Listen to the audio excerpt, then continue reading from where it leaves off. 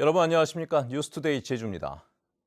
제주도 교육청이 부지 배임 문제로 어려움을 겪어온 제주 서부중학교 예정 부지 수용 절차에 착수했습니다. 그리고 이번 새학기부터는 마스크 없는 개학이 추진됩니다. 교육 관련 소식 박주연 기자가 전해드립니다. 제주시 서부 지역 중학교 과밀과 원거리 통학 여건을 개선하겠다며 추진된 가칭 서부중학교. 제주시 외도동 일대 예정 부지에 토지주들과 매입 협상이 난항을 겪으면서 결국 토지 수용 절차에 착수하겠다며 김광수 제주도 교육감이 입장을 밝혔습니다. 중앙토지수용위원회의 공익성 평가 등 절차를 감안하면 개교는 오는 2028년 이후에나 가능할 것으로 예상했습니다. 아무리 학생 수가 줄고 등등 하지만 외도 지역에 중학교가 없어서 외도 지역 각 중학교의 필요성은 2030년이 돼도 유효하다고 봅니다. 정부의 코로나19 방역 체계 완화 방침으로 오는 새학기부터 마스크 없는 개학을 맞습니다. 또 자가진단 앱과 발열 검사, 학교 내 거리 두기를 위해 설치됐던 각종 칸막이들이 3년여 만에 폐지됩니다. 학교에서 자율적으로 방역 조치를 할 수 있도록 10억 원을 투입해 방역 물품 구비와 함께 보건교사를 배치하는 한편 코로나19 확진 학생은 대체 학습을 제공하기로 했습니다. 학교 단위 원격 수업의 전환은 학교장이 재량으로 신중하게 결정하되 교육청 단위 원격 수업 전환은 교육부, 교육청, 방역당국 간 사전 협의를 통하여 조정한 후 학교에 안내할 계획입니다. 하지만 코로나19가 끝나지 않은 만큼 학부모들의 걱정은 여전합니다. 장시간 이제 학생들이 모여서 생활하고 점심을 먹고 하다 보면은 그렇게 뭐랄까 다시 또 확률적으로 높아지는 게 아닐까 싶은 부분이 있어요. 우려는 됩니다. 한편 제주도교육청은 이번 학기 처음으로 24개 초등학교의 돌봄교실을 오후 5시부터 8시까지 연장 운영하기로 했습니다. MBC 뉴스 박주연입니다. 제주시내 한 신축 아파트 공사장 인근에서 주택에 균열이 가는 피해가 발생했습니다. 건설사 측이 건물을 보수해주기로 했다고 하는데 주민들은 1년째 제자리 걸음이라며 피해를 호소하고 있습니다. 시청자 제보뉴스 김하은 기자입니다. 제주 시내 한 2층짜리 건물을 가지고 있는 오모 씨. 원래대로라면 이 건물은 임차인들이 들어와 있어야 하지만 1년째 텅 비어 있습니다. 지난해부터 건물 바로 옆에서 아파트 공사가 시작되면서 창틀과 바닥이 갈라지고 벽에 금이 갔습니다. 오 씨를 포함해 피해를 본 건 공사 현장 주변 3세대. 3층 지하 공사하면서 브레이크로 막 내려놓으니까 집안이 흔들려가지고 균열이 생기고 틈이 생기고 갈라지고 해가지고 막 벽이 갈라졌어요. 이후 오 씨를 포함한 주민들은 제주시에 민원을 제기했고 건설사 측으로부터 피해 보상과 건물 보수를 약속받았습니다. 그런데 계약서대로라면 지난해 5월 끝났어야 할 공사가 1년 가까이 마무리되지 않고 있습니다.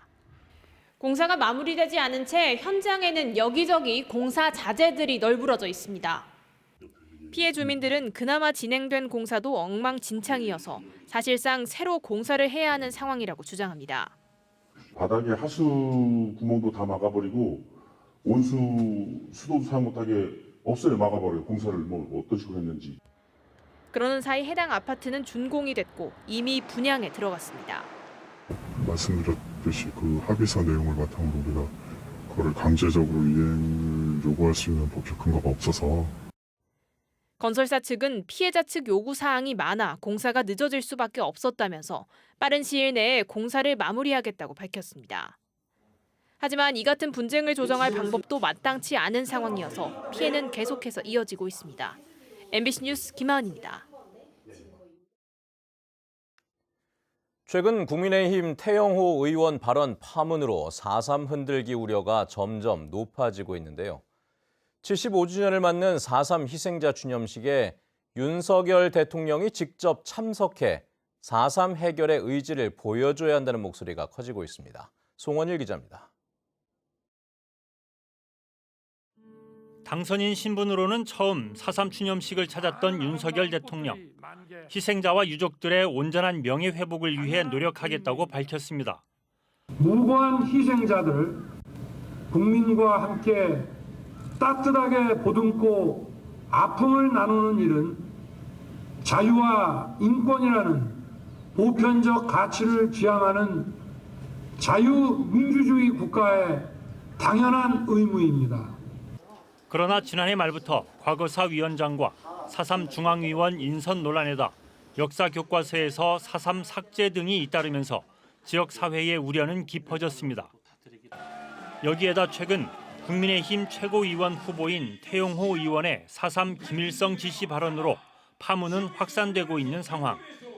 잇따르는 4.3 흔들기 우려 속에 해답은 윤석열 대통령의 추념식 참석이라는 요구가 나왔습니다. 4.3 추념식에 대통령께서 꼭 참석하셔서 우리 제주도민들과 유족분들에게 새로운 희망의 메시지를 주셔야 한다는 점을 강조하고 싶습니다. 4.3 유족들도 현 정부가 4.3의 완전한 해결을 약속했다며 최근의 논란을 해소하기 위해서라도 대통령의 참석을 희망한다고 말했습니다. 윤석열 정부도 과거 보수 정부처럼 어떤 4.3 홀대에 관해 가지고 곳곳에서 좀 목소리가 나오고 있습니다. 4.3 희생자 추념식에 참석하셔 가지고 이런 우려의 목소리들을 불식시키고 한편 올해 4.3 추념식은 제주 4.3 견뎌냈으니 75년 딛고 선노라를 주제로 봉행됩니다. 제주도는 올해 처음 행방불명인 묘역에 생화를 헌화하고 75주년 기념 4.3 배지도 제작합니다. 또 다음 달 13일부터 3주 동안 4.3 추념 기간을 운영하고 전국 대학생 4.3 평화 대행진과 서울 광화문 문화제 등 다양한 행사도 진행할 계획입니다. MBC 뉴스 송원일입니다.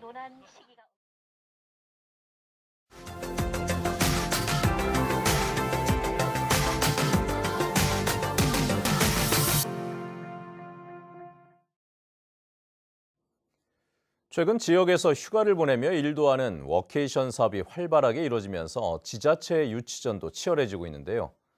국내에서 제주와 함께 워케이션지로 각광을 받고 있는 강원도에서는 지방살이의 매력과 이점을 알리는 홍보에 주력하고 있다고 합니다. MBC 강원 영동 박은지 기자입니다. 한 해 2천만 명의 관광객이 찾는 동해안의 대표 관광도시 속초. 관광철에는 산과 바다를 즐기려는 젊은이들이 북적이지만 속초에 사는 젊은이는 드뭅니다. 하나 있던 대학교마저 2018년 폐교됐고 관광이나 외식, 서비스 업종 말고 일자리가 거의 없습니다. 지난해 20, 30대 청년 4천여 명이 떠난 속초는 30년 내 사라질 소멸 위험 지역이 됐습니다. 하지만 코로나 이후 원격 근무가 늘면서 새로운 기회가 찾아왔습니다. 바다가 보이는 풍경 좋은 카페에서 인사 업무를 보고 있는 오가을 씨. 회사는 서울에 있지만 속초에서도 노트북 한 대와 화상회의로 충분히 업무가 가능합니다. 그리고 퇴근 후 곧바로 속초의 고서점 같은 인기 관광지에서 여유롭게 개인 시간을 보냅니다. 3박 일정으로 워케이션에 참여하면서 속초를 보는 시선도 달라졌습니다. 완전히 다른 이런 자연 환경이나 이런 거 보이니까 좀 색다르고 직원들한테 조금 동기부여도 될 수 있고 좀. 지난해 1,000명이 넘는 회사원이 강원도 워케이션에 참여했고 이에 따른 관광 기획전도 2만 8천 건의 예약이 이루어졌습니다. 워케이션이 좀 이렇게 활성화된다 그러면은 그 관광객도 주중 관광객으로 좀 이렇게 기여할 수가 있고. 산과 바다가 아니더라도 낙후된 속초 도심에서 이루어지는 워케이션도 있습니다. 골목을 여행하는 즐거움은 재방문으로 이어지고 있습니다. 단순한 숙소가 아니죠. 그러니까 제2의 제3의 회사가 될 수도 있고 제2의 제3의 사무실이 될 수도 있고 집이 될 수도 있고. 특히 지난해 속초 워케이션 참가자 10여 명이 속초에 정착하기도 했습니다. 워케이션 하면서 왔다 갔다 해봤더니 살아봐도 괜찮겠다. 뭔가 관광지로서의 속초가 아닌 정주할 수 있는 도시로서도 되게 매력있다라고 느꼈다고 하시더라고요. 워케이션을 통해 청년들이 지역을 만나고 한 발 더 나아가 살아보기나 정착으로 이어지면서 소멸 위기를 맞은 지자체에서는 떠나간 청년을 다시 불러들이는 기회가 되고 있습니다. MBC 뉴스 박은지입니다.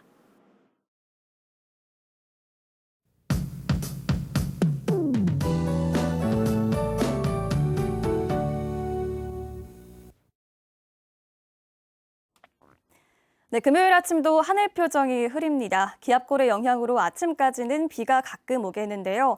비의 양은 5mm 미만 정도겠고요. 산지에는 1cm 내외의 눈이 오는 곳이 있겠습니다. 현재 서해안으로 국외 미세먼지가 유입되면서 공기가 탁한데요. 제주는 오후 한때 미세먼지 농도가 나쁨 정도로 높아지겠고요. 밤 사이에는 북서풍이 강하게 불면서 미세먼지는 씻겨 나가겠습니다. 단 밤부터 찬바람이 불면서 주말에는 기온이 내려가겠습니다. 오늘 아침 기온 6.5도로 시작했는데 주말에는 오늘보다 기온이 3에서 6도가량 더 떨어지겠습니다. 바람이 불면서 체감 온도는 더 낮아 쌀쌀하겠습니다. 오늘 흐리다가 오후부터 점차 맑아지겠고 산간 지역에서는 아침까지 안개에 유의하시기 바랍니다. 현재 기온 보시면 북부 지역 8도를 보이고 있고요. 서부 지역 8도, 동부 지역 6도로 시작하고 있습니다. 체감 온도는 이보다 2에서 4도가량 낮습니다. 햇살이 비치면서 기온은 점차 오르겠습니다. 낮 최고 기온 북부 지역 11도, 동부 지역 12도, 남부 지역 14도까지 오르겠습니다. 도서 지역도 맑은 하늘이 드러나겠고요. 낮 최고 기온 우도와 마라도 가파도는 낮 기온 11도까지 오르겠습니다. 바다의 물결은 잔잔하게 일겠습니다. 단 제주 남쪽 먼바다로는 밤부터 바람이 강하게 불면서 물결이 4m까지 높아지겠습니다. 다음 주 초반까지 맑은 날씨가 이어지겠고요. 3일절인 다음 주 수요일에는 다시 날이 흐려지겠습니다. 기상정보였습니다.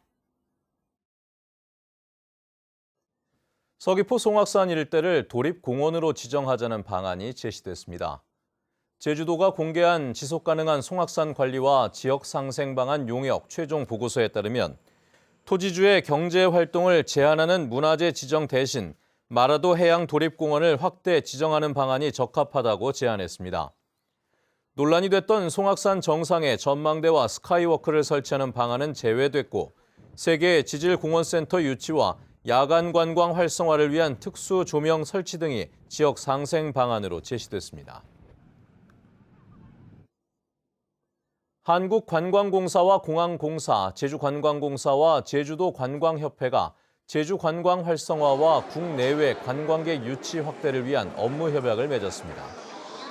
이번 협약은 중앙부와 지방정부의 관광, 항공 정책기관이 공동 협력키로 한 지역 첫 협력 사례로 4개 기관이 홍보 마케팅과 데이터 교류, 해외 노선 확충 등을 통해 국내외 관광객의 제주 유치를 위한 공동 전략을 마련하게 됩니다. 제주대학교와 노르웨이 국영기업인 에퀴노르 코리아가 해상풍력 전문 인력을 양성하기 위한 업무 협약을 맺었습니다. 두 기관은 앞으로 제주대 해상풍력 교과 과정과 실습 프로그램을 개설하고 인턴십 등 산학협력 프로그램을 만들어 해상풍력 분야 교육과 연구 강화를 통한 인력 양성에 협력하게 됩니다. 해녀 고령화에 따른 실태 조사가 실시됩니다. 제주도는 다음 달 6일까지 최근 5년간 도내 어촌계에 가입한 신규 해녀와 50세 미만 젊은 해녀 260여 명을 대상으로 물질 소득 현황과 부업 종사 실태 등 7개 항목에 대해 조사합니다. 이번 조사는 제주 지역 해녀 가운데 70세 이상이 64.8%를 차지하고 있는 상황에서 신규 해녀를 양성하기 위한 정책 자료로 활용됩니다. 제주 지역의 지하수 사용량이 크게 늘었습니다.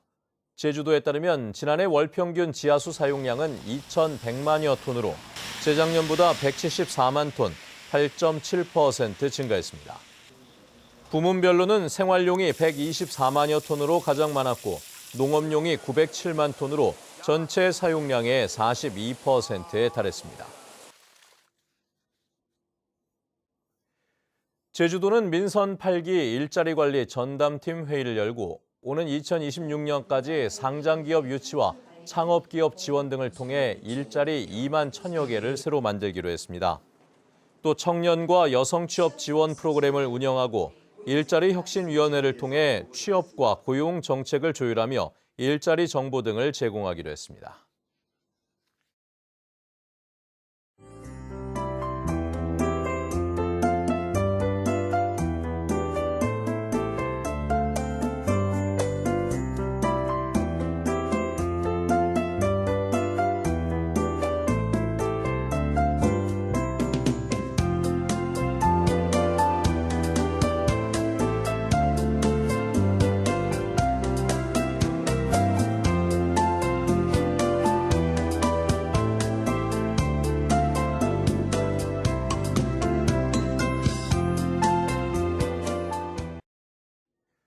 네, 뉴스투데이 제주를 마칩니다. 시청해주신 여러분 고맙습니다.